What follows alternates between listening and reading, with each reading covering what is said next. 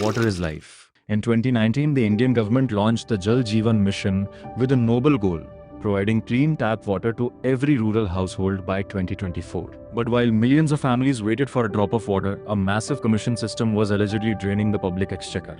This isn't just a story of administrative failure. It's a story of a 20,000 crore rupees loot, a multi-city manhunt, and the fall of one of India's most powerful bureaucrats. The latest face of this scandal? Subodh Agarwal.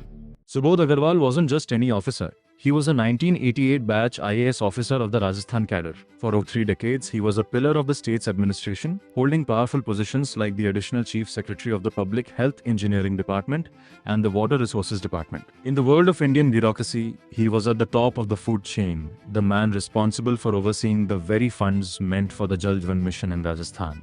So, how does a water mission turn into a money laundering machine? According to the Enforcement Directorate (ED), the scam operated on 3 levels. First, forged credentials. Contractors allegedly used fake completion certificates from IRCON Indian Railway Construction International Limited to win massive tenders they weren't qualified for. Second, substandard material. Allegations surfaced that stolen pipes and low-quality materials were used, while the government was billed for brand new premium supplies. And third, the kickbacks. The ED alleges a systematic bribe for clearance pipeline, where officials received massive cuts to fast-track payments to specific firms. The walls started closing in during late 2023, when the ED raided over 25 locations, including Agarwal's residence. They reportedly found incriminating digital evidence and documents linked to unexplained wealth. Agarwal didn't go quietly. After retiring, he evaded multiple summons, leading to a high-stakes multi-city hunt across Delhi, Jaipur, and beyond.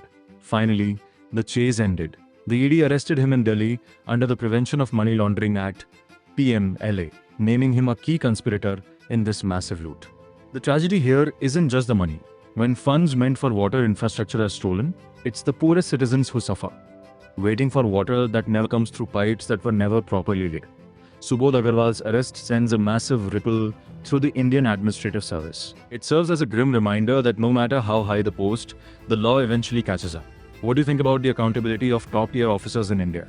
Let us know in the comments below.